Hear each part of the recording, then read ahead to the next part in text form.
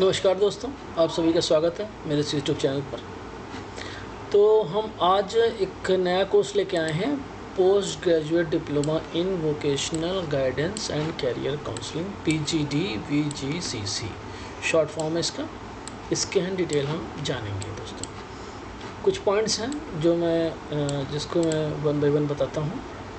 Course क्या है उसके बारे में डिटेल, उसका सिलेबस क्या है, किताबें कैसे मिलती हैं, असाइनमेंट कैसे कहाँ से असाइन पेपर मिलेंगे, कैसे लिखना होगा, एग्ज़ाम के बारे में, एग्ज़ाम कैसे होगा, क्या होगा, और रिज़ल्ट के बारे में, रिज़ल्ट कैसे आप देख सकेंगे। तो दोस्तों इस को हम स्टार्ट करते हैं नंबर 1 कोर्स के बारे में। तो दोस्तों जैसा कि आप देख रहे हैं, ये मैंने UPRT की प्रॉस्पेक्टस ओपन कर रखी है। प्रॉस्पेक्टस यानी कि इनकी इंफॉर्मेशन ब्राउचर व्योड़े का। तो देख रहे हैं इसमें इसका प्रोग्राम कोड है 220। न्यूनतम 1 साल है, 1 साल का कोर्स है ये। अधिकतम 3 साल, मैक्सिमम 3 साल में कंप्लीट कर सकते हैं। न्यूनतम 1 है, 1 साल का एक कोर्स है। ओके दोस्तों, इसका जो माध्यम है वो हिंदी है, यानी आपको हिंदी में ही किताबें वगैरह मिलेंगी। आप चाहें तो इंग्लिश में एग्ज़ाम में लिख सकते हैं, लेकिन किताबें ये हिंदी में ही प्रोवाइड करेंगे। इनके पास हिंदी में ही किताबें हैं।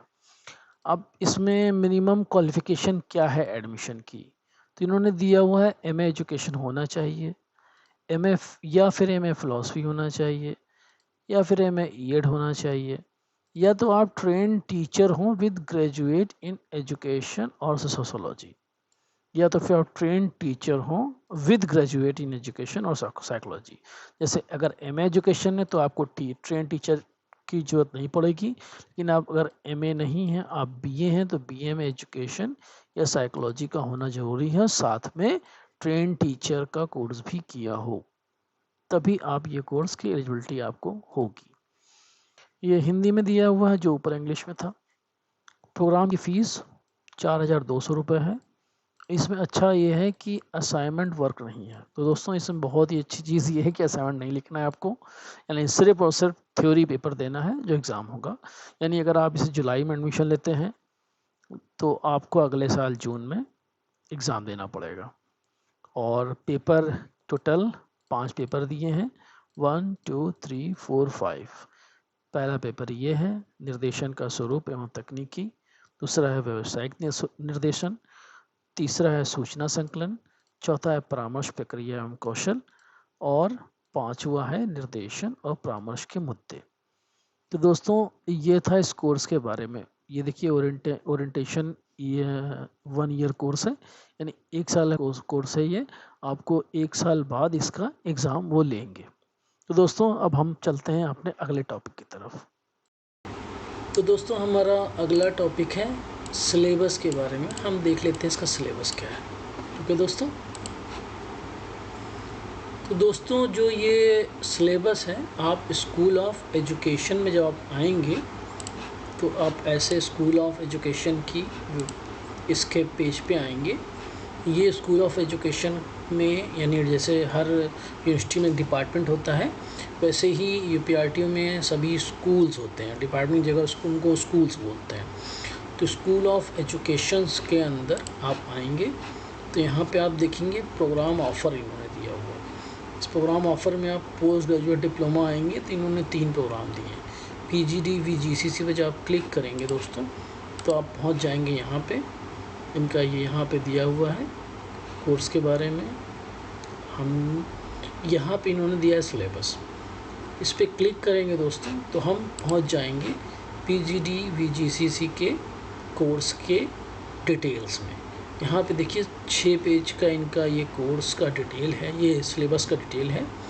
इन्होंने सिलेबस में क्या क्या ये पढ़ाएंगे, ये सारी डिटेल्स इन्होंने दी हुई है। पहला पेपर, फिर दूसरा पेपर, फिर तीसरा पेपर, फिर इसके बाद चौथा पेपर, फिर ये उनका 5वां पेपर।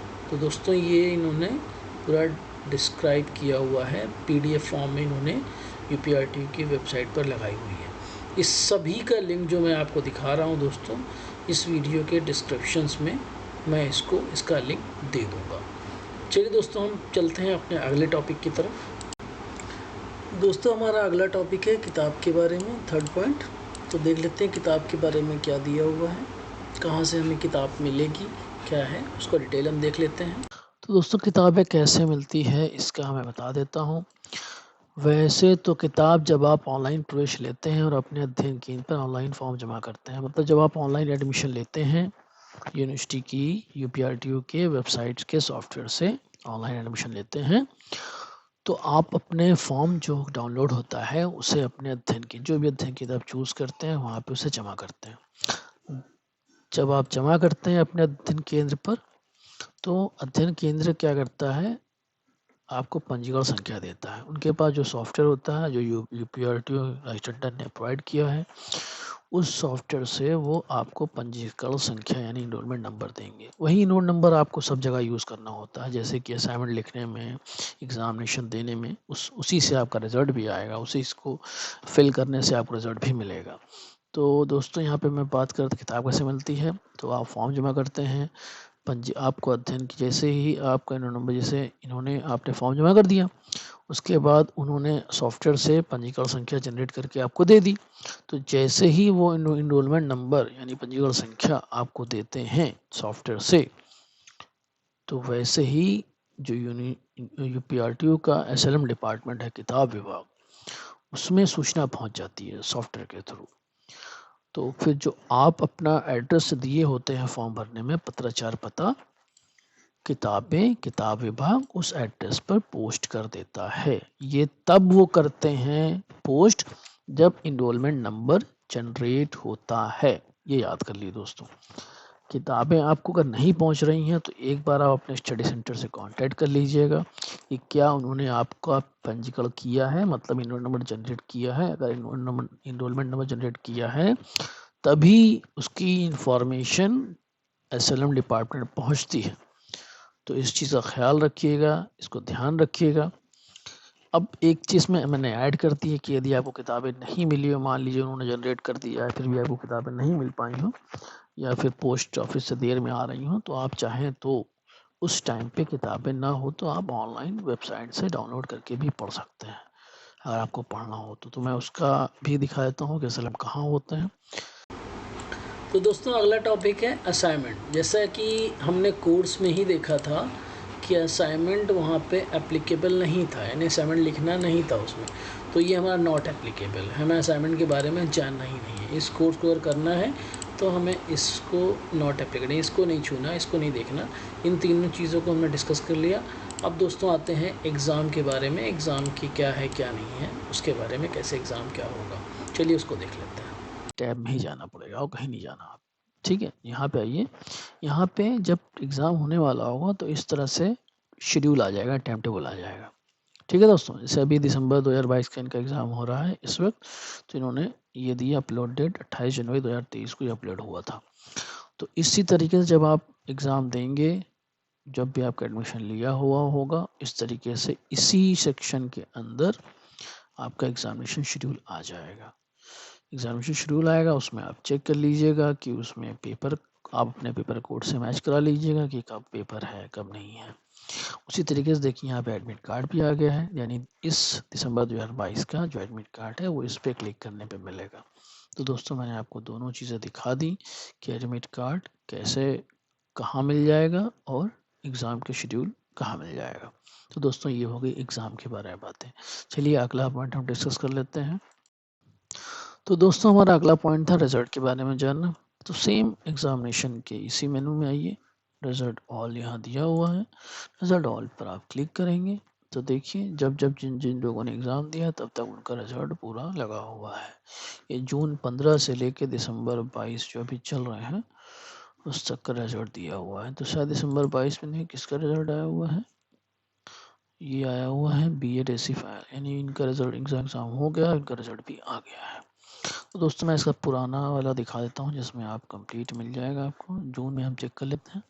जैसे यहाँ पे इस तरीके से रिजल्ट आएगा, ठीक है। यहाँ पे सब्जेक्ट के नाम, कोर्स के नाम दिए होंगे, यहाँ कब अपलोड किया गया है, अगर मॉडिफाइड किया गया है तो वो डेट होगी, और यहाँ पे क्लिक करने पर रिजल्ट दिखेगा। तो जैसे यहाँ पे लिया है MAED 10 पॉइंट पर, तो इस तरीके से आप यहाँ पे क्लिक करेंगे और आप अपना रिजल्ट देख लेंगे। क्लिक करेंगे तो एनरोलमेंट नंबर मांगेगा, आप वहाँ पे क्लिक करेंगे, आपको आपका रिज़ल्ट दिख जाएगा। तो दोस्तों अगर आपको पहली चीज़ तो ये कि मैं ये कहना चाह रहा हूँ कि अगर आपने जो भी चीज़ें देखी हुई सबका लिंक, सारे का लिंक मैं अपने इस वीडियो के डिस्क्रिप्शन में दे दूँगा। और दूसरा कि आप लोगों को कुछ क्यूरी हो, कुछ भी आपको जानना हो तो आप मेरे वीडियो के डिस्क्रिप्शन में आप मुझे के वीडियो के कमेंट बॉक्स में आप अपना कमेंट दे दीजिएगा, क्यूरी दे दीजिएगा, मैं उनको सॉल्व करने की कोशिश करूँगा। और आप लोग इस वीडियो को प्लीज़ लाइक कीजिएगा, लाइक करने से हमें प्रोत्साहन मिलता है, हमें उत्साह बढ़ता है हमारा। दोस्तों अगर आप लोगों को मेरा वीडियो अच्छा लगा हो तो प्लीज़ लाइक करें और चैनल को ज़्यादा से ज़्यादा शेयर करें, जिससे कि और लोगों तक इन्फॉर्मेशन पहुंच सके। और यदि आप हमारे इस चैनल पर नए आए हैं तो कृपया सब्सक्राइब कर लें। धन्यवाद। दोस्तों हमारे एक व्यूवर्स ने, एक दोस्त ने एक रिक्वेस्ट की थी कि इस कोर्स के बेनिफिट्स और स्कोप क्या हैं उसके बारे में बताया जाए। तो हमने 7वां पॉइंट ऐड किया है, लाभ और गुंजाइश या क्षेत्र, बेनिफिट एंड स्कोप। इसके बेनिफिट और स्कोप क्या है, इस कोर्स को करेंगे तो हमें क्या फ़ायदे मिलेंगे, चलिए हम उसको देख लेते हैं। तो दोस्तों बेनिफिट और स्कोप देख लेते हैं। इसमें मैंने कुछ चीज़ें निकाली हैं इंटरनेट से, इसके बारे में पढ़ा है मैंने, तो मैं कुछ चीज़ें लेके आया कि मैं आप लोगों के साथ उसको साझा करूं। तो देखिए इसमें लिखा हुआ है, आज की बिजी इस लाइफस्टाइल में लोगों में काम के साथ अकेलापन भी समस्या बन रहा है। हर कोई अपने मानसिक स्वास्थ्य को लेकर परेशान है। ऐसे समय में साइकोलॉजी में करियर बनाने की संभावनाएं भी बढ़ रही हैं। इनमें साइकोलॉजी ट्रीटमेंट बिना दवाइयों का सेवन किए और सोच में परिवर्तन लाने पर आधारित होता है, यानी कि बगैर दवाइयों के आप साइकोलॉजिकल ट्रीटमेंट लेते हैं तो इससे आपके अंदर परिवर्तन आता है और आपके अकेलापन वगैरह जो भी समस्या आ रही हैं वो सॉल्व होती हैं। अगर आप शुरुआत से इस फील्ड में दिलचस्पी रखते हैं तो ये आपके करियर का एक विकल्प हो सकता है। तो दोस्तों जैसा कि इसका बेनिफिट और स्कोप की हम बात कर रहे थे, तो इसका मतलब ये निकल रहा है कि अगर इस कोर्स को हम करते हैं तो इस कोर्स के साथ साथ हमारे पास क्या क्या डिग्रियाँ होनी चाहिए। एमए एजुकेशन या एमए फ़िलासफ़ी अगर आपके पास है तो बहुत अच्छी बात है, और उसके साथ फिर पीजीडी जीवीसीसी का कोर्स जब आप कर लेंगे तो आप कंसल्टेंट की जॉब आपको मिल सकती है। अब देखिए ये है करियर का विकल्प। इस क्षेत्र में रोजगार की कोई कमी नहीं है। साइकोलॉजिस्ट सरकारी और प्राइवेट अस्पतालों, यूनिवर्सिटी, स्कूलों, सरकारी एजेंसियों, private industries, research organisations, corporate house में रोजगार मिल सकता है।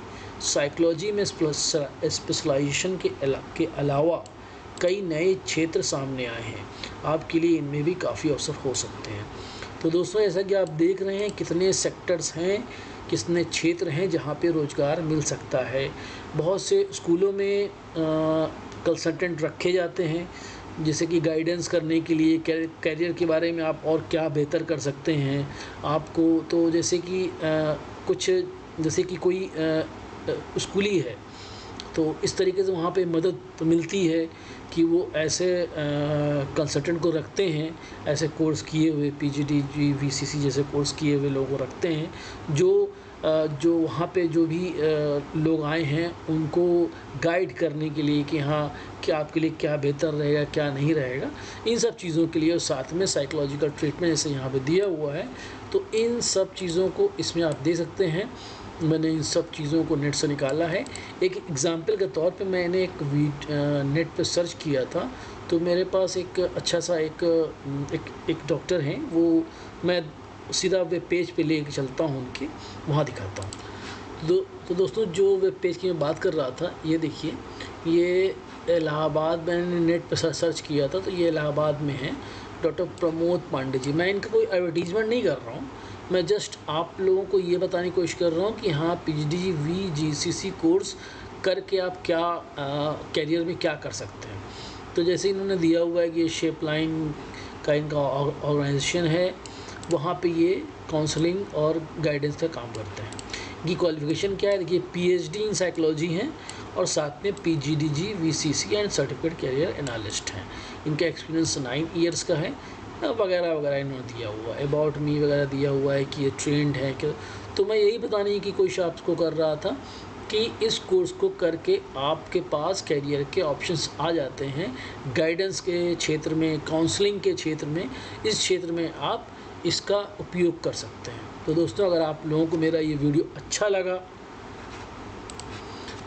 लगा हो तो आप लोग मेरे इस वीडियो को लाइक कीजिएगा, चैनल को सब्सक्राइब कीजिएगा, अगर आपने सब्सक्राइब नहीं किया है अभी तक तो सब्सक्राइब कीजिएगा और बेल आइकन को ज़रूर दबाइएगा, जिससे कि जो भी आने वाली वीडियो हो उसका नोटिफिकेशन आपको तुरंत मिल सके। और मैं कोशिश करूँगा और भी वीडियोस बनाने की।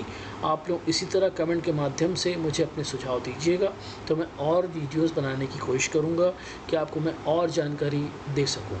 तो दोस्तों, प्लीज़ वीडियो को लाइक कीजिएगा। धन्यवाद।